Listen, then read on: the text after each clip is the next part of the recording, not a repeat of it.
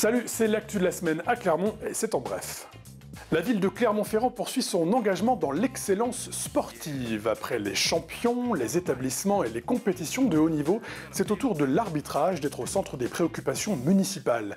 La ville de Clermont-Ferrand signait en effet le 30 janvier dernier une convention de soutien à l'université Blaise Pascal pour le développement d'une structure unique en France, le pôle universitaire d'expertise, de recherche et de formation dans l'arbitrage, plus connu sous le nom de Fondation Perf Arbitrage. En 2007, le Perf avait déjà permis la création à l'UFR STAPS d'un diplôme universitaire arbitrage de haut niveau. Cette année, c'est un module optionnel arbitrage sportif qui a vu le jour, renforçant cette initiative d'accompagner par un cursus adapté les évolutions réglementaires des fédérations sportives. Je crois qu'on est dans une société qui évolue beaucoup, dans un milieu sportif qui aussi subit des transformations importantes et peu de chercheurs, peu d'universités s'intéressent à l'arbitrage. Je crois que c'est une vraie spécificité de l'université Blaise Pascal à Clermont-Ferrand qu'on essaie de valoriser collectivement au sein du Perf Arbitrage. Le groupe La Poste, le conseil régional, la Fédération française de rugby et la Fédération française de football participent également au développement du Perf. Avec la ville de Clermont-Ferrand, quelques 75 000 € y seront ainsi injectés chaque année pendant 3 ans. Cela fera 7 ans, le 12 avril, que la ville de Clermont-Ferrand soutient l'ONG Agir pour le développement dans ses diverses actions en direction d'Oyem, capitale du Wollontem, au Gabon. Cette coopération décentralisée est principalement axée sur l'hygiène, l'action sociale et l'éducation. Et c'est pour favoriser cette dernière que la municipalité clermontoise a fait partir le 5 février dernier, par l'intermédiaire de sa mission des relations internationales, un conteneur, le 12e depuis 2006. Il contenait principalement du mobilier scolaire pour les écoles d'Oyem. On continue l'opération puisqu'il y a toujours des besoins.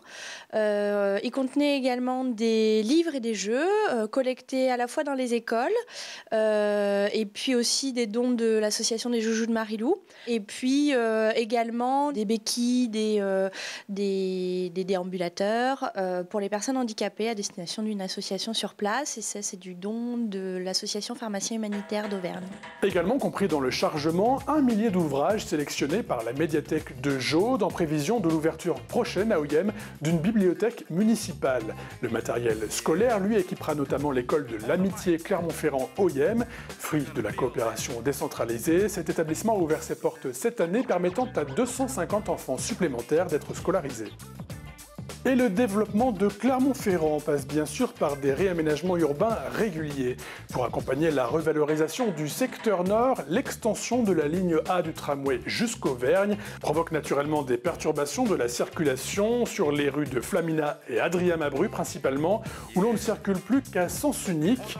Ces travaux permettront de créer l'espace nécessaire à l'établissement de la voie du tram, dont on prévoit les essais en septembre prochain pour une mise en service fin 2013.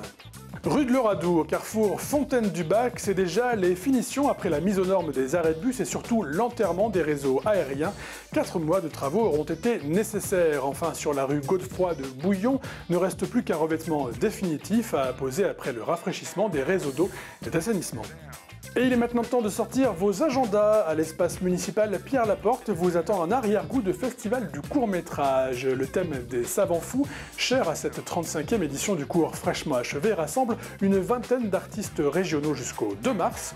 Pour rappel, l'espace municipal Pierre-Laporte se situe au 3e étage du Centre Jaude. L'entrée est libre. Côté stade, au Marcel Michelin, Montferrand recevra Mont-de-Marsan pour un match retour de top 14 le 16 février. Au stade Gabriel Montpied, ce sera le 22 février que vous pourrez assister à la rencontre Clermont-Dijon. Enfin, au gymnase Fleury le 23 février, vous pourrez soutenir le stade clermontois Basket Auvergne qui accueillera Pornic. Et puis pour vos oreilles, rendez-vous le 22 février à la coopérative de mai.